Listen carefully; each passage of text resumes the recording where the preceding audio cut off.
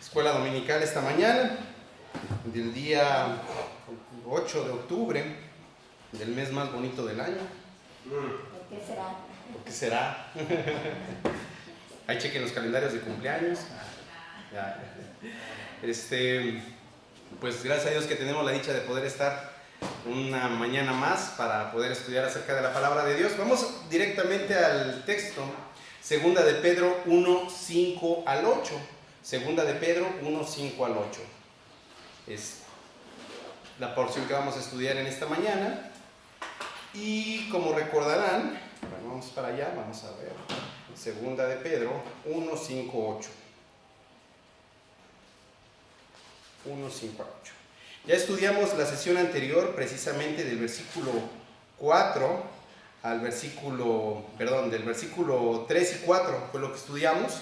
Y hablamos acerca de lo que el Señor ha hecho en nuestras vidas, de tal manera que nos permite ahora poder vivir bajo su divino poder, es decir, la nueva naturaleza. Estudiamos también acerca de que Él nos ha prometido grandísimas cosas, sus promesas maravillosas. Estudiamos algunas de estas promesas. Recordarán que veíamos que en la palabra de Dios encontramos más de 30,000 promesas que Dios nos ha hecho. Estudiamos solamente algunas de ellas y vimos cuán precioso es para nosotros el poder vivir bajo la voluntad de Dios. Entonces, vamos a continuar estudiando acerca de esto, de lo que el Señor nos ha hablado por medio de Pedro. Vimos que también estamos llamados a vencer la corrupción bajo la cual vivíamos ahora en esta nueva naturaleza. Vamos a darle lectura al versículo 5. Síganme por favor con la mirada. Primera de Pedro 1, 5 al 8. Lo voy a leer. Vosotros también, poniendo toda diligencia por esto mismo, añadid a vuestra fe virtud, a la virtud conocimiento, al conocimiento dominio propio, al dominio propio paciencia, a la paciencia piedad, a la piedad afecto fraternal y al afecto fraternal amor. Porque si estas cosas están en vosotros y abundan, no os dejarán estar ociosos ni sin fruto en cuanto al conocimiento de nuestro Señor Jesucristo.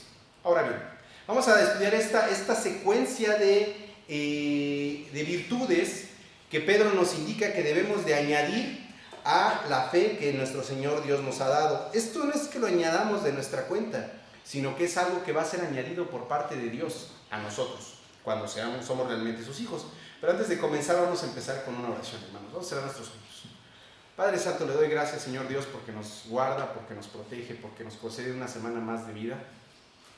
Le agradecemos, Señor, porque nos ha concedido fuerza, vida, salud, Señor, porque hemos sido repuestos de algunas enfermedades y sé que hay algunos hermanos y hermanitas, Señor, que aún están padeciendo alguna situación en sus vidas, Señor, y sé que usted nos está fortaleciendo. Le ruego, Señor, por favor, guíenos para que nos mantengamos firmes en usted, Señor, que entendamos que no hay otro camino fuera de usted. Le agradecemos por este tiempo que nos permite vivir, que nos permite tomar. Gracias por esta su palabra, Señor, y le ruego, quiere usted usarme según su voluntad, Padre, para que hable únicamente su palabra, Señor, no mis ideas, no mis pensamientos, sino solamente su palabra bendita. Le doy gracias, pues, por su amor, en el nombre de su unigénito Hijo, mi Señor y Salvador, Cristo Jesús. Amén. Pues vamos a comenzar con la primera porción que dice: vosotros también, poniendo toda diligencia por esto mismo, añadid a vuestra fe virtud, a la virtud conocimiento. Veíamos en los versículos 1.3 y 1.4 que Dios nos ha dado todo lo necesario para la vida divina. Él lo ha hecho para que nosotros podamos crecer en el conocimiento de su persona y ejercer la santidad. Y esto es algo muy claro, hermanos, que Dios no nos va a hacer santos en contra de nuestra voluntad ni sin nuestra involucración. ¿Qué significa esto? Que nosotros debemos de tener el deseo, las ganas de ser santos. Esa es la cuestión aquí. Dios nos ha salvado, Dios nos ha rescatado para hacernos nuevas criaturas. Y Él ha puesto en nosotros su buena voluntad. Dice en la palabra que Él pone en nosotros el querer como el hacer. Pero también nos dice que Él pone esta buena voluntad en nosotros. ¿Y qué es esta buena voluntad? Querer ser santos como Él es santo. Entonces Dios no nos va a obligar en un sentido directo o abierto, ¿no? Pero ciertamente nosotros necesitamos querer ser como Cristo. Y si hermano, hermana, usted de pronto dice, pues yo no quiero, yo quiero seguir en lo mío, la verdad es que la carne está muy sabrosa, la carne es muy rica, yo no la quiero dejar, habría que meditar cómo estamos viviendo nuestro cristianismo. Debemos de tener el deseo, debemos de tener las ganas de crecer en santidad. Y por eso es lo que aquí nos dice Pedro al principio, dice, vosotros también poniendo toda diligencia. ¿Qué significa toda diligencia? Bueno, que no debemos de contentarnos con ser bebés en Cristo. Y la palabra diligencia como tal es como tal una traducción de esfuérzate, esfuérzate pronto. Entonces dice, pon toda diligencia, esfuérzate pronto en crecer en santidad, esfuérzate pronto en venir a Dios, esfuérzate pronto en hacer tuya la verdad de que Dios te ha dado una nueva naturaleza divina. ¿Vale? No debemos de contentarnos solamente con ser niños en Cristo. Ciertamente debemos de crecer, debemos de madurar en la vida cristiana. Y algo que debemos de tener presente es que la vida cristiana debe de tomarse con seriedad. Eso es algo fundamental, la seriedad. Hay que ser serios. O eres o no eres. O estás o no estás. Porque podría traer otros versículos, un versículo que conocemos de memoria en cuanto al Señor que dice, o eres frío o eres caliente, porque a los tibios los vomitaré de mi boca. Entonces, o estás o no estás. No basta con ser fluctuantes. Y si somos bebés en Cristo, se entiende que seamos fluctuantes. Pero no toda la vida podemos vivir como bebés en Cristo. No podemos. Debemos de crecer, debemos de esforzarnos, debemos de, como dice claramente aquí, poner toda diligencia, esforzarnos prontamente a crecer en el Señor. Eso es lo que tenemos que estar haciendo. Ser diligentes. Y luego sigue diciendo el versículo, añadid a vuestra fe. En 1 de Pedro 1:5 dice, vosotros también poniendo toda diligencia, por esto mismo añadid a vuestra fe. Bueno, no es una fe de hombre, y esto es algo que en una ocasión le explicaba a los jóvenes, no es la misma la fe del hombre que la fe de Dios. No es lo mismo, no es lo mismo. La fe del hombre es una fe falible, es una fe que no es constante, es una fe que está cimentada sobre la nada, está sostenida con palillos. Es como, puedo dar el ejemplo, ¿no? Puede que aquí dentro de ustedes digan, yo confío tanto en el hermano Omar y tengo tanta fe en él que sé que va a estar aquí todos los domingos a las 10 de la mañana. ¿Qué creen que no es cierto? Pues no, yo fallo, y fallo muy recurrentemente en llegar a tiempo a los lugares. ¿Por qué? Porque yo fallo, por naturaleza. Esa fe que ustedes están depositando en mí es una fe de hombre. Y puede que esté en un momento y puede que falle al siguiente. No siempre voy a ser constante. O ustedes mismos tampoco van a ser constantes todo el tiempo. Pero la fe de Dios no es así. La fe de Dios es firme. Una vez que el Señor dijo, es. No hay cabida para otro lado. Y la fe de la que se habla aquí es la fe que nos salva. La fe que nos ha hecho renacer como nuevas criaturas en Cristo. La que nos ha redimido, la que nos ha permitido estar en el Señor para vida eterna. Es ciertamente la fe salvadora de nuestro Señor Jesús. Ahora, aquí Pedro está hablando a ¿quiénes? A cristianos. ¿Por qué no está poniendo en duda si es que la tienen? Si ustedes se dan cuenta, dice, por lo tanto, poniendo toda diligencia por esto mismo, añadid a vuestra fe, la fe de Dios. Yo sé que ustedes tienen la fe de Dios. No le estoy hablando a inconversos, le estoy hablando a creyentes. A esa fe que tienen de Dios deben de añadir, no de ustedes, sino de parte de Dios, la virtud. Incluso hay quien en alguna ocasión dijo, y se los voy a citar así como tal, dice, alguien preguntó, ¿no es la fe el fin del evangelio? La respuesta fue, sí, es el fin de la carretera donde comienza el frente de combate. Eso es la fe. No es el fin del camino. Muchas veces podemos pensar, ya tengo fe, ya llegué al final. No, no, no. Apenas es el fin de la vida de muerte que llevábamos, y es el fin, pero es el comienzo a una nueva vida de combate en el Señor, de batalla en el Señor, de guerra contra las huestes de Satanás. Entonces, ciertamente tenemos esta fe que nos salva, ciertamente tenemos esta fe que nos guía, y por ello nosotros debemos de entender que existen 7 elementos de santidad, así se le denominan estos 7 elementos de santidad que ya vimos y vamos a ver, que son virtud, que dice en el versículo 5, que son virtud, conocimiento, dominio propio, paciencia, piedad, afecto fraternal y amor. ¿Vale? Entonces vamos a comenzar con virtud. Esta proviene de la palabra del griego arete, y es excelencia moral. Esto significa piedad, bondad en la vida o excelencia moral. Es tener un temple espiritual frente a un mundo hostil y la fortaleza de mantenerse por lo que es recto. Eso es excelencia moral, mantenerte en lo recto, mantenerte firme en el camino de Dios. Ahora, esta palabra también la vimos en el versículo 3, que describe a nuestro Señor Dios por excelencia. Ahora, vimos que también significaba coraje. Y si hemos de ser maduros en nuestra vida, tenemos que ser rectos y virtuosos, así como valientes, manteniendo nuestra posición en todo aquello que es recto, sin mirar el precio. ¿Qué significa esto? Bueno, que una vez que nosotros hemos entrado en la vida cristiana, en la nueva vida, ya basta más del engaño. Que se detenga el engaño, que se detenga la mentira en nuestras vidas. Basta, ya. Necesitamos llevar una excelencia moral, ser rectos, pues. Ser rectos, no tener doblez. Incluso cuando recuerdo uno de los requisitos de diácono, dice que debe de ser el individuo sin doblez.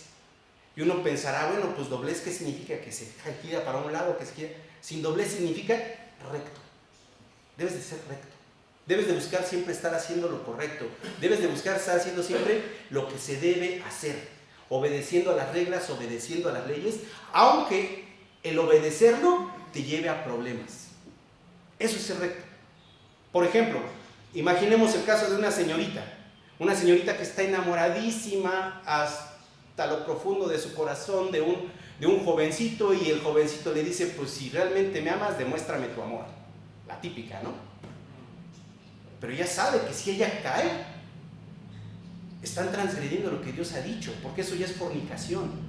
Y si realmente es hijo de Dios, está fornicando. Y esto lo estoy diciendo en el caso de una señorita, pero puede aplicar para cualquier edad, y para hombre o mujer. Si estamos en un matrimonio, debemos de ser rectos. Debemos de no buscar vulnerar nuestra santidad y mantenernos derechos según la voluntad de Dios. Por ejemplo, en el caso de cuando estamos estudiando, de pronto pasa, y yo esto se los comparto. No digo nombres porque no me interesa decir nombres.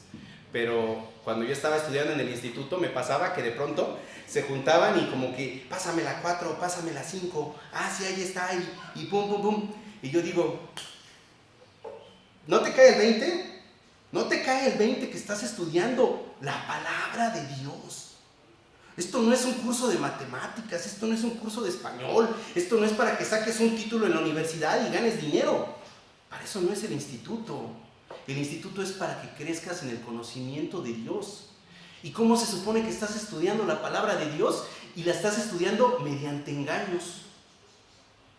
¿Qué lógica hay en eso? No. Sí, incluso ahí es que no alcancé a estudiar. Pues si no alcanzaste a estudiar, te pongo tu 0.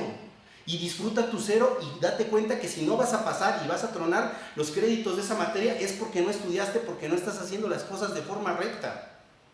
Y eso aplica para lo que sea que nosotros hagamos, no solamente en el instituto, también allá afuera.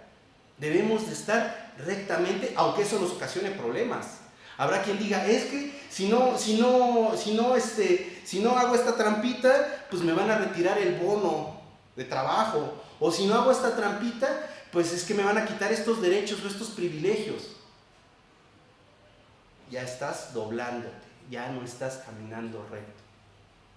Hay que caminar recto, es lo que nos dice el Señor.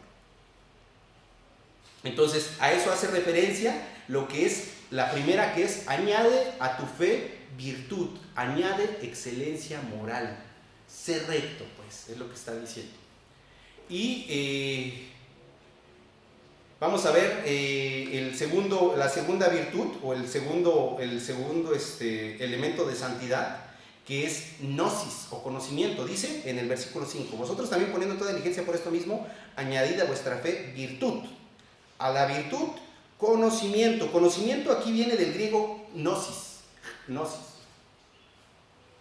Ahora recordarán que en la sesión anterior vimos epignosis. Y epignosis no es lo mismo que gnosis. Ahora, gnosis es conocimiento de Dios en nuestra salvación a un nivel espiritual. Ahora, como tal, gnosis significa conocimiento y epignosis significa superconocimiento. Ahora, gnosis habla acerca de la diferencia es que cuando, voy a leerlo tal cual, cuando uno cree por fe que la Biblia es la palabra de Dios, esto es gnosis o conocimiento. Y cuando uno sabe ciertamente y sin duda que la Biblia es la palabra de Dios y que el Espíritu Santo es quien confirma en la mente y vida esta verdad, es epignosis, el superconocimiento, ya que está siendo confirmado por el Espíritu Santo y no hay una verdad superior o mayor, ya que está positivamente seguro. ¿Qué significa esto? Al principio, gnosis es simplemente conocer o creer que la Biblia es la palabra de Dios. Yo lo creo, yo conozco que es la palabra de Dios. Pero cuando la palabra de Dios se hace una verdad en mi vida, cuando realmente digo, no hay otra verdad que la Biblia, es verdaderamente la palabra de Dios y estoy completamente convencido de ello. Y si alguien viene y me dice, ¿estás dispuesto a morir por causa de que la verdad es que Cristo Jesús es el Señor y no otro individuo? Y yo digo, sí, estoy dispuesto a morir. Tengo la epignosis. He alcanzado la epignosis, pero no por mí, por Dios, por el Espíritu Santo, quien ha hecho una verdad en mi vida esto. Un super conocimiento de Dios, pues, porque no hay una verdad superior. Ahora, Filipenses 4:8. Vamos a leer Filipenses 4:8. En Filipenses 4:8 la palabra dice, Filipenses 4:8, por lo demás, hermanos, todo lo que es verdadero, todo lo honesto, todo lo justo, todo lo puro, todo lo amable, todo lo que es de buen nombre, si hay virtud alguna, si algo digno de alabanza, en esto pensad. Entonces, ¿cómo podemos alcanzar esta epignosis?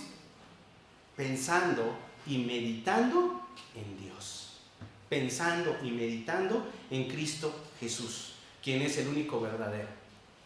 Si nosotros llenamos nuestra mente de la Sagrada Escritura, vamos a crecer espiritualmente en madurez. Y esto es una realidad, hermano, hermana.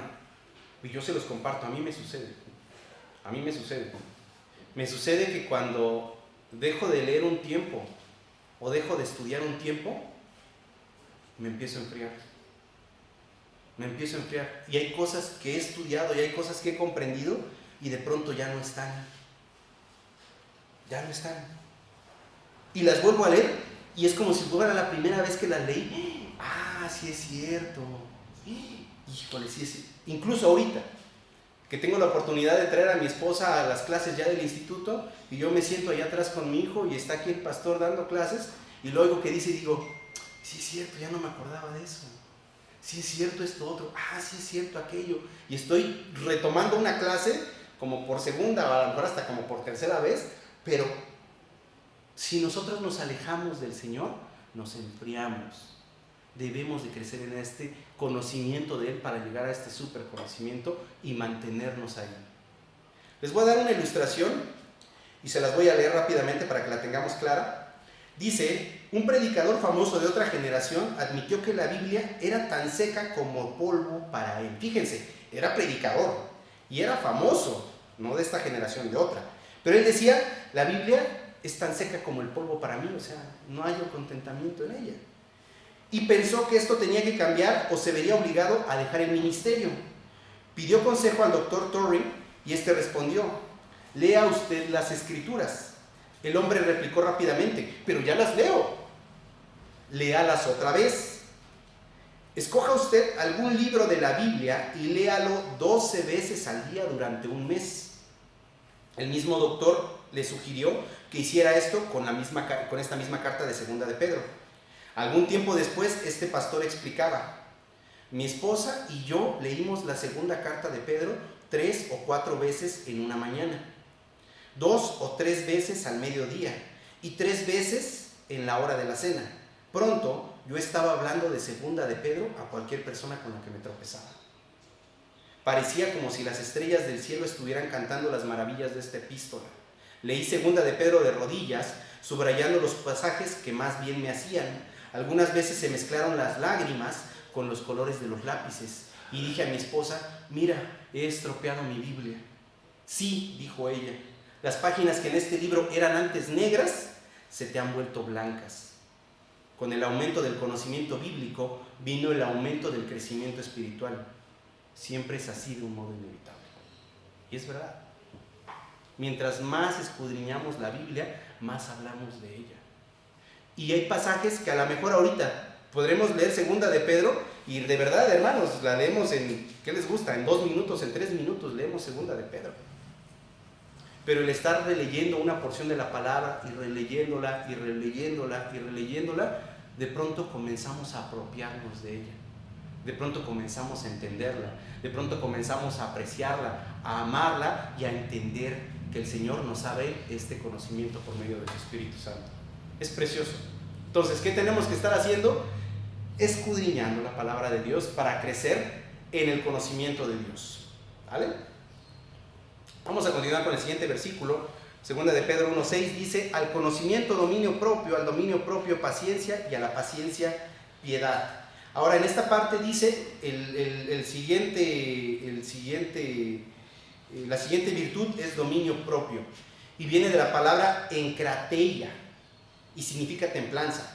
Ahora, en nuestro conocimiento bíblico, Pedro nos ordena que añadamos dominio propio. Y esto es algo muy claro, creo que no es muy difícil de entender el dominio propio. Hay cristianos, habemos cristianos, porque todos estamos en la misma olla, que nos enfurecemos, que nos salimos de nuestras casillas a la primera. Cada uno tenemos muy probablemente nuestra forma. Habrá quien en el tráfico se le cierran y ya salimos de nuestras casillas. Habrá que algún miembro de nuestra familia ya nos está, que de pronto ya me salí de mis casillas. Pero lo cierto es que alguien que constantemente se sale de sus casillas a la más mínima provocación es un niño espiritual. ¿Por qué? Porque no ha comprendido la verdad de la palabra o no está escudriñando la palabra. Y incluso hay una cosa, podemos estar escudriñando la palabra de Dios, pero no apropiarnos de la palabra de Dios. Y es lo que les decía en el pasado. Yo, al igual que el pastor, somos fieles creyentes de que no hay como el conocimiento de la palabra de Dios. No hay como estudiar la doctrina. Tenemos que estar estudiando, tenemos que estar leyendo, tenemos que estar escudriñando, tenemos que crecer en conocimiento, tenemos que leer, tenemos que esmerarnos. Pero es como les he dicho, de nada sirve que sean los máximos eruditos de todo México si no practicamos lo que estudiamos. Tenemos que practicar lo que estudiamos, tenemos que practicar, tenemos que apropiarnos de la palabra. Y de nada sirve que, por ejemplo, ahorita estemos estudiando, que el Señor nos dice por medio de Pedro, ten dominio propio. Ah, sí, tengo dominio propio. Y me salgo de aquí y alguien me dice algo, que no sé qué, que tú, que tal. Y ya me voy. Y otra vez, al ratito, alguien más me dice algo, ya, me pongo de chongo y no logro controlarme, no tengo un dominio propio. Es la gente que dice, ¿no? Es que es un hombre de carácter fuerte, y lo que siempre sabemos, no es verdad que seas de carácter fuerte, eres de un carácter débil. No tienes carácter fuerte. Un carácter fuerte es aquel que pueden estarte y tú aguantas. Carácter débil es literal lo que le dicen una mecha corta, nada más le prenden tantito y pum, ya te prendiste. Entonces el Señor nos está diciendo, yo te he capacitado para que tengas dominio propio para que te controles, para que no te dejes llevar, no solamente ante alguna alteración, sino también ante tus propios deseos. También para que te puedas dominar, no te dejes controlar, debes de ser templado. Ahora, ¿quién es nuestro ejemplo de dominio propio? Claro, Jesucristo, no hay más, Jesucristo. ¿Qué es lo que sucedía cuando Él estuvo en la cruz? Acerca de los 2 ladrones, dice en la palabra que ellos estaban maldiciendo contra sus verdugos, que estaban injuriando a sus verdugos, pero el Señor Jesucristo, ¿qué dijo? Dijo, perdónalos porque no saben lo que hacen. Él no estaba encendido en ira contra ellos, Él no estaba reclamándoles, Él simplemente había entendido lo que habría de suceder, porque Él sabía. Pero también nos habla acerca de un dominio propio. Nunca vimos alterado prácticamente a nuestro Señor, siempre estable. A pesar de todo lo que le escupían, de lo que le decían, Y recordarán otras porciones en las que le decían, confiesa, ¿eres tú el Cristo? Tú lo dices. Y en una ocasión que uno de los sacerdotes le inquirió y un guardia lo abofetea y lo escupe, si mal no recuerdo. Y él dice, ¿y por qué me golpeas? ¿Qué mal he hecho? Debemos buscar tener dominio propio, como nuestro Señor, ser como nuestro Señor.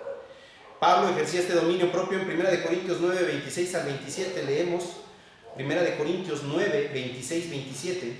Así que yo de esta manera corro, no como a la aventura, de esta manera peleo, no como quien golpea el aire, sino que golpeo mi cuerpo y lo pongo en servidumbre, no sea que habiendo sido heraldo para otros, yo mismo venga a ser eliminado. ¿Qué está diciendo aquí Pablo? Él está diciendo, pues yo estoy en la carrera, al igual que ustedes, hermanos, hermanas, estamos en la carrera. Pero no ando en la carrera nada más tirando golpes al aire, a ver a qué le pego, entrenando, no. Sino que golpeo mi cuerpo y lo pongo en servidumbre, porque mi objetivo es servir a Dios, tener este control enfocado en Dios. Y debemos con esto también entender que debemos de llevar una vida de disciplina. Tiene que haber disciplina en la oración, tiene que haber disciplina en el estudio bíblico, tiene que haber disciplina en el empleo del tiempo que tenemos, en poner freno a nuestros apetitos de la carne y poner un empeño y disciplina en nuestra vida de sacrificio para el Señor. Ciertamente vivimos ahora en un mundo que está con muchas situaciones, muchos problemas, donde nada más están mirando. Y digo, no se trata de hacerlo por las apariencias, sino porque sea una realidad, una verdad de nuestras vidas. Debemos de ser disciplinados. ¿Qué significa ser disciplinado? Algo tan básico, ¿no? Voy a dar un ejemplo muy burdo. Si usted, por ejemplo, se va a probar la ropa, ¿qué hace? Agarra, saca un pedazo, una ropa, una prenda, ¿no le gustó? Y aquí es donde vemos la disciplina inmediata. Si usted la avienta sobre la cama y no la regresa a su lugar, ya nos falta disciplina de entrada. ¿Sale? ¿Por qué? Porque al rato saca esa ropa y la avienta, y luego agarra otra y la avienta, y agarra otra y la avienta, y agarra otra y la avienta. Y al rato, ¿qué es lo que sucede? Ya entra usted al cuarto y literal, están las montañas de ropa, ya los kilos de basura, toda la cama extendida, toda la casa hecha un caos. ¿Cierto o no es cierto? Eso es disciplina, también ahí entra la disciplina. Porque es tan fácil como, ¿sabes qué? Me serví algo o me probé algo, lo regreso a su lugar. Podemos empezar por cositas tan pequeñas, créanme. Con esas cositas tan pequeñas vamos ejerciendo la disciplina. Pero esto no me les estoy hablando acerca de una actitud o de algo que se hace. Pero aquí estamos hablando acerca de la disciplina en el estudio del Señor. De esa misma manera, si usted dice, ya chequé mis tiempos y la verdad es que regresando del trabajo tengo una hora libre de las 7 a las 8 de la noche, voy a leer de 7:30 a 8 un versículo de la Biblia o un capítulo de la Biblia. Diario. Y cuando usted menos se dé cuenta, está desarrollando la disciplina. Diario. Es crecer en disciplina. Igual, en la oración. Por la cultura, pues no somos los más disciplinados del mundo, ¿no? Como ejemplo de disciplina cultural tenemos a los japoneses, que sabemos que desde que son niños, por ejemplo, en Japón no existe la gente en las escuelas que limpia las escuelas. No existen. No hay gente que contraten para limpiar, no hay conserjes. Los mismos niños limpian las escuelas, los ponen a limpiar y eso desarrolla disciplina en ellos. Tienes que estar a una determinada hora en un lugar, tienes que vestirte, tienes que cumplir con la sociedad. No necesitamos ser japoneses, somos cristianos y como cristianos hemos sido llamados a ser disciplinados. Entonces busquemos esa parte, ¿vale? Siguiente virtud, vamos a darle velocidad, es paciencia. La paciencia viene del griego hupomoné y es aguante, constancia, perseverancia. Y esta paciencia nos habla acerca de soportar los sufrimientos o las pruebas cuando llegan. Soportar, paciencia. Como hemos dicho, ¿no? Muchas veces decimos, híjole, no le pidas paciencia a Dios porque te va a mandar pruebas. No, entonces no le pido paciencia. No le voy a pedir porque no quiero más pruebas, Señor. No quiero. No, pídanle. Porque es la manera en la que vamos a crecer en santidad. Porque es como el Señor va a ejercer y va a desarrollar en nosotros esta paciencia, esta tranquilidad. Si ya estamos en el hueco, si ya estamos en el hoyo, pidámosle paciencia. Paciencia es esperar en el Señor, esperar en Él. ¿Qué significa? Que no importa que me preocupe, ni importa si no me preocupo. A final de cuentas, es la voluntad de Dios la que va a desarrollar las cosas, no yo. Claro, hay que ocuparnos. ¿Qué significa esto? No puedo decir, ay, el Señor me dijo que tuviera paciencia y me voy a sentar aquí hasta que el Señor lo resuelva. No, hay que ocuparnos, hay que hacer lo que debamos hacer. Pero si ya lo hicimos y aún así las cosas no se resuelven, hay que seguir aguardando en el Señor. Hay que hacer lo que nos toca, pues. Pero aguardando en el Señor y entendiendo que Él es el que hace las cosas. Ahora, debemos de perseverar en la paciencia. Esta virtud tiene un aspecto pasivo y uno activo. Lo que les decía, el aspecto pasivo es paciencia. Y un ejemplo. Hay ocasiones que vienen situaciones a nuestras vidas en las que nosotros decimos, sabes que esta decisión es algo trascendental, lo tengo que definir ya. Y nos dicen, tranquilo, ponte a orar, pide la guía de Dios. Sí, lo voy a hacer. Y decimos, no, ¿sabes qué? Mejor voy a tomar la decisión. Toman la decisión y dicen, ya si el Señor dice que es por ahí, pues ya me lo va a confirmar. Y si no, pues no me lo va a confirmar y se va a caer. Y muchas veces se cae la situación. ¿Por qué? Porque no esperamos en el Señor. No fuimos pacientes, queríamos una respuesta ya. Queríamos atinarle ya, rápido. Entonces, ¿qué tenemos que hacer? Poner en oración lo que tengamos. Estar orando. Si algo nos aqueja, somos hijos de Dios y Él nos escucha.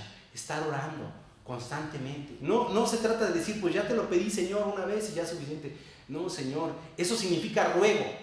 Ruego significa estar una vez, otra vez, otra vez, otra vez. Si esto aqueja su vida, si esto aqueja su corazón, esté orando constantemente al Señor. Salud. Entonces, debemos de ser pacientes y estar aguardando en el Señor hasta que Él decida responder. En Salmos 27:14, Salmos 27:14, Salmos 27:14 dice, aguarda a Jehová, esfuérzate y aliéntese tu corazón. Sí, espera a Jehová. ¿Qué tenemos que estar haciendo? Esperando al Señor, la voluntad de Dios. Porque sea cual sea la voluntad de Dios, tiene una única finalidad. Acuérdense, todas las pruebas que tenemos tienen una finalidad, que es hacernos crecer en santidad, hacernos puros, hacernos dependientes de Dios, que dependamos de Dios. Isaías 40:31 dice, pero los que esperan a Jehová tendrán nuevas fuerzas, levantarán alas como las águilas, correrán y no se cansarán, caminarán y no se fatigarán. Esto es acerca de una promesa en cuanto a salvación, pero es verdad. Si esperamos a nuestro Señor, ciertamente seremos fortalecidos, ciertamente estaremos firmes en el Señor. Ahora, ese es el aspecto pasivo en cuanto a la palabra hupomoné, y el aspecto activo es perseverancia, la perseverancia. En Lucas 9:62, la palabra dice, y Jesús le dijo, ninguno que poniendo su mano en el arado mira hacia atrás es apto para el reino de Dios. Ninguno que poniendo su mano en el arado mira hacia atrás es apto para el reino de Dios. Entonces, ¿qué significa esto? Que debemos de perseverar. Dios nos ha llamado a una obra, que es servir. Dice aquí en la palabra del Señor Jesús, dijo, si ya pusiste tu mano en el arado, no debes de mirar hacia atrás. Si has sido llamado para mí, ya no se trata de que regreses a tu carne, ya no se trata de que regreses a tu vieja vida. Ahora en mi nueva vida, ahora en la vida divina, esfuérzate y sigue hacia adelante, porque de lo contrario no eres apto para el reino de Dios. No lo eres.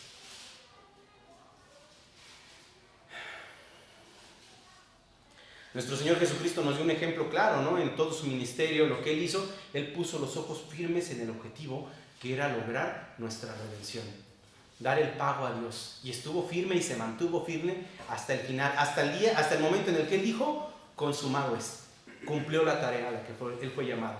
Y de esa misma manera nosotros, hermanos, hermanas, qué precioso va a ser aquel día que si Dios nos concede la dicha y la oportunidad de morir en un momento lúcidos,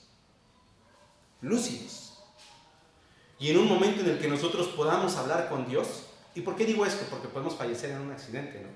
Que suscite así sin que nosotros lo preveamos, pero quizá podamos fallecer en algún momento en el que estemos en cama, o en alguna situación en la que podamos levantar una última oración a Dios y decir: Señor, anduve la buena carrera, terminé la batalla, Señor, llegó el final, estoy delante de usted. Gracias, Señor, porque la tarea que usted me dio y me encomendó, la cumplí. Qué precioso sería eso. Vivamos pues conforme a eso. Busquemos cumplir la tarea a la que Dios nos ha llamado. Por tanto, la paciencia es el arte de soportar y persistir frente a todo lo que parece ir en contra de nosotros. Entonces, debemos de seguir firmes, pacientes, aguardando a Dios, pero perseverando hacia adelante. No se detengan hacia adelante. Va a haber problemas, va a haber situaciones que nos van a dar para abajo, van a haber situaciones que nos van a desmotivar, van a haber situaciones donde vamos a sentir el agua en el cuello, vamos a decir: Señor, ya no, por favor. Adelante, persevera en el Señor. No hay otro lado para donde ya nos podamos hacer, no hay otro lado. ¿Es el Señor o es el Señor? Adelante. Ese es el punto. Si la quinta virtud es eusebia, y esto es piedad. Y la piedad es como Dios es, o semejante a Dios, y hace referencia al bien reverenciar. Y eusebia tiene dos conceptos, uno vertical y otro horizontal. El vertical es hacia nuestra relación con Dios, y la horizontal hacia nuestra relación con nuestros hermanos. Entonces, ¿qué es la piedad? Es alabar, reverenciar y glorificar a Dios. Es la dependencia que el creyente tiene en Dios y la vida devota a Él. Entonces, realmente al final piedad es buscar estar alabando, reverenciando, glorificando a nuestro Dios y estar firmes en Él. Querer ser como Dios, ser semejante a Dios. Jamás vamos a ser como Dios, porque Dios es Dios. No somos dioses pequeños, Dios es Dios. Nosotros somos hombres. Pero cuando hemos sido llamados a ser salvos, queremos ser como Él. Es como el ejemplo de un niño. Todos aquí alguna vez fuimos niños, o algunos hemos tenido ya hijos. ¿Y cómo son los niños? Quieren ser como su papá. Buscan ser como su papá. ¿Quién es su héroe? Su papá. Voltean y dicen: mi jefe, mi papá, o una niña: mi mamá, quiero ser como mi mamá. Son sus héroes. De esa misma forma, cuando nosotros hemos sido llamados a la vida cristiana como bebés en Cristo, ¿cómo queremos ser? Como Cristo. Pero en muchas ocasiones pasa que eso sucedió al principio y ya luego nos enfriamos y ya nos olvidamos. No, nuestro pensamiento debe de ser en la piedad, querer ser como Dios, reverenciar a Dios, buscar cómo reverenciarle, buscar cómo servirle. Esa es nuestra meta, ese debiera de ser nuestro deseo, de ser como nuestro Señor Dios. De tal manera que debemos reflejar a Dios en nuestras propias vidas. Tener una vida de una calidad sobrenatural que se refleje en nuestra conducta. Que nuestra conducta sea recta, como ya veníamos viendo. Que nuestra conducta sea honesta. Que nuestra conducta, la gente que nos voltee y nos vea no diga: él tiene un doblez por aquí, él tiene... No, buscar ser como Dios, buscar ser santos, buscar ser apartados, buscar dejar la carne, buscar estar en el Señor firmes y adelante. Ese es el objetivo. Y en 1 de Timoteo 4:8 dice la palabra: porque el ejercicio corporal para poco es provechoso, pero la piedad para todo aprovecha, pues tiene promesa de esta vida presente y de la venidera. Y es verdad. ¿En qué significa esto? En que tiene promesa de esta vida presente y de la venidera. En esta vida presente, vamos a ser sinceros, si usted se viene manejando de forma recta en su vida, y usted viene buscando hacer todo el tiempo lo recto, y usted viene buscando no mentir, y usted viene buscando no engañar, cualquier persona que le levante un falso, usted, tranquila. Cualquier persona que busque meterle un 4, hacerle algo, usted, tranquila. Como dice el dicho, el que nada debe, nada teme. Y es verdad. Si nosotros buscamos hacer las cosas bien, no tenemos forma de que alguien nos injurie o nos diga nada. Entonces, en ese sentido, tiene promesa para esta vida presente y para la venidera en que pues, estaremos en la presencia de nuestro Señor. Tanto en alabanza y en gloria actualmente, como en la eternidad. Vamos a seguir con 2 de Pedro 1:7, ya estamos cerca. 2 de Pedro 1:7 dice, a la piedad, afecto fraternal, y al afecto fraternal, amor. Ahora, aquí nos habla, la sexta virtud es amor fraternal y proviene de la palabra Filadelfia. Y significa literalmente amor de hermanos. Ya lo hemos estudiado en el pasado. El amor filio, el amor fraternal, el amor de hermanos. Y este amor nos identifica como, en el mundo como discípulos en Cristo. Y en Juan 13:35, dice el Señor, en esto conocerán todos que sois mis discípulos, si tuviereis amor los unos con los otros. Fíjense, dice el Señor, en esto van a reconocer ustedes, ¿tienen duda de si son mis discípulos o no? En esto se van a dar cuenta, si tenemos amor entre nosotros, como hermanos y hermanas. Si existe realmente el amor entre nosotros, somos discípulos de Cristo. Y como miembros del cuerpo de Cristo, debemos amarnos los unos a los otros y debemos de estar procurando y ser sensibles a las necesidades de los demás. En 1 Corintios 12:26, dice la palabra, de manera que si un miembro padece, todos los miembros se duelen con él. Y si un miembro recibe honra, todos los miembros con él se gozan. Fíjense, qué instrucción tan clara. Si alguno de nosotros tiene algún padecimiento, nos padecemos con él. Si alguien está sufriendo, sufrimos con él, sufrimos con él. Oramos por usted, pedimos a Dios, nos duele, tenemos empatía, nos ponemos en sus zapatos, porque todos los que estamos aquí hemos sufrido de alguna u otra manera. Todos, sin excepción, hemos pasado por algo. Y todos, sin excepción, hemos conocido que hay un consuelo y es Cristo. Entonces, nos dolemos con usted. Pero también si hay gozo, también nos alegramos, nos ponemos contentos porque sabemos que usted está bien. Y también nos causa gozo, nos pasa aquí en la congregación. Entonces, qué gran bendición el poder tener este amor filio. Y la séptima virtud es amor. Dice, a la piedad afecto fraternal y al afecto fraternal amor. Y es lo que hemos estudiado, ¿no? Se pudiera prestar a mala interpretación. Amor fraternal o afecto fraternal y al final amor, pues es lo mismo. No es lo mismo, lo hemos estudiado en el pasado. Cuando aquí dice amor, la palabra correcta es agape, que es el amor de parte de Dios. Que es un amor santo, el cual va más allá de la amistad fraternal y significa esencialmente amor en Cristo. Ahora, este amor nos debe de llevar a tener amor por toda la humanidad. Lo que el Señor Jesucristo tuvo.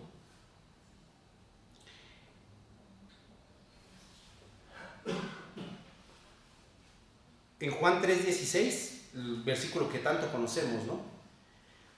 Algo que hay que entender es que el agape, el amor de Dios, se traduce en o se manifiesta en dar a otros, dar a otros.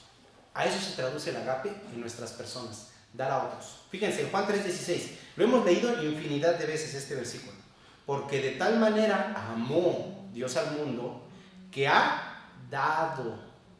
¿Qué hizo Dios? No nada más dijo, te amé y ya. No, hice algo, di a mi hijo, dar. Ha dado a su Hijo unigénito para que todo aquel que en él cree no se pierda, mas tenga vida eterna.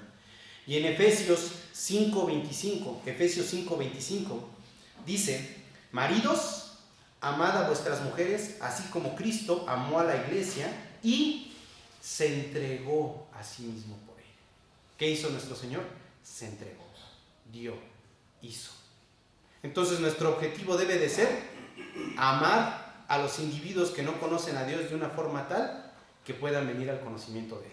Y les voy a leer rápidamente algo que sucedió con Ed Macaulay. Él fue un misionero que nació el 1 de junio de 1927, murió el 8 de enero de 1956. Él fue misionero a Ecuador. El objetivo de él era poder evangelizar a unos indios en el Ecuador. Pero esta nota es de su padre, T.E. Macaulay, quien era el padre de Ed Macaulay, Theodore Edward Macaulay. Dice, uno de los 5 jóvenes misioneros, quien Ed Macaulay, muertos por los indios Aucas en Ecuador. Una noche, mientras orábamos juntos de rodillas, él oró. ¿Quién? El papá de Ed Macaulay. Señor, déjame vivir lo suficiente para ver salvados a los que dieron muerte a nuestros chicos, y que pueda echar mis brazos alrededor de ellos y decirles que los amo, porque ellos aman a mi Cristo. Esto es amor cristiano. Cuando uno puede orar por los culpables asesinos de tu hijo. ¿Qué pasó con Ed Macaulay? Él fue a la selva del Ecuador. Leí acerca de toda su historia. Él fue a la selva del Ecuador. No lo voy a alargar mucho, voy a ser objetivo. Desembarcaron, lograron llegar a estas tribus, les arrojaban regalos, y cuando vio que finalmente era como que un momento de acercarse a ellos, llegaron, desembarcaron frente a la isla donde se encontraban. Empezó a hablar con algunos indios. Estaban como que todos muy amistosos, y de la nada salieron 5 indios y los lancearon. Y él murió entre ellos. Fue lanceado. ¿Cuál era el objetivo? Hablar de Cristo. Él dejó viuda a su esposa con su tercer hijo de 8 meses en camino, y su esposa pues continuó la vida devota al Señor. No encontré una porción en la que finalmente hubiera sido exitoso la evangelización y que estos indios se hubieran convertido. Pero algo cierto es que él obedeció la tarea. Él siguió hasta el final lo que Dios le encomendó. Y más que esto es ver el amor ágape que tuvo su padre, quien pidió a Dios el poder tener la oportunidad de abrazar a los asesinos de su hijo. Ese es el amor de Dios. Entonces, estas 7 gracias constituyen un carácter cristiano cerrado, que si en ellas estamos, podremos crecer en la fe, podremos crecer en la gracia. Y finalmente el versículo 1:8, porque si estas cosas están en vosotros y abundan, no os dejarán estar ociosos ni sin fruto en cuanto al conocimiento de nuestro Señor Jesucristo. Si esto que hemos estudiado está en nosotros y abundan, no nos van a dejar que estemos ociosos. Y ocioso es perezoso. ¿Quién es alguien perezoso? Alguien que se la pasa, tengo flojera, mañana leo un rato, mañana, este domingo no voy a la congregación, mejor la siguiente, es miércoles, sí tengo oportunidad, pero mejor otro día, ando muy ocupado. O es que está bueno el fútbol, es que juegan las Chivas. No, mejor después. Luego leo. Estoy bien cansado para orar. La verdad es que ya empecé a comer. Ya se me olvidó orar, ni modo. Si estas cosas abundan en nosotros, no vamos a estar perezosos. Debemos de buscar, dice aquí claramente, y abundan, no os dejarán estar ociosos ni sin fruto en cuanto al conocimiento de nuestro Señor Jesucristo. ¿Qué debemos de estar buscando? Tener fruto, y el fruto que viene por medio del Espíritu Santo, mediante el estudio del Espíritu Santo, mediante el ejercicio de nuestra fe. Como conclusión, un padre solía leer este pasaje que estudiamos a sus hijos de esta forma. Se los voy a leer. Añadid a vuestra fe la virtud o valentía de David, y a la valentía de David el conocimiento de Salomón, y al conocimiento de Salomón la paciencia de Job, y a la paciencia de Job la piedad de Daniel, y a la piedad de Daniel el afecto fraternal de Jonatán, y al afecto fraternal de Jonatán el amor ágape de Juan. Y si se dieron cuenta, nos faltó dominio propio, pero ¿quién más por excelencia que nuestro Señor Jesucristo? Quien cubre todas estas virtudes. Bueno, entonces espero en Dios que este haya sido un estudio de edificación para todos nosotros. Vamos a orar. Padre, le damos gracias, Señor bendito, por la dicha que nos da de poder estar juntos. Gracias, Señor, por su preciosa palabra, Señor, porque por medio de ella usted nos instruye para vivir una vida cristiana como usted quiere que la vivamos. Le agradezco, Señor, porque nos guía, porque nos enseña la forma, Padre, en la que debemos de vivir para tener contentamiento en usted, Señor, para vivir tranquilos, para poder crecer en esta vida cristiana a la que usted nos ha llamado. Le ruego por favor que nos guíe para no ser más ya bebés en Cristo, Señor, sino buscar esta excelencia moral, Señor, estas virtudes que usted nos da, esta paciencia, este dominio propio, Señor, esta templanza, Padre Santo, este amor fraternal, Padre, el amor ágape, que nos lleve a servirle, a glorificarle mediante la predicación de su Santo Evangelio. Le agradecemos por la dicha que nos da de vivir y le ruego guíenos para que regresemos edificados a nuestros hogares. En el nombre de su unigénito Hijo, mi Señor y Salvador Cristo Jesús, le doy gracias.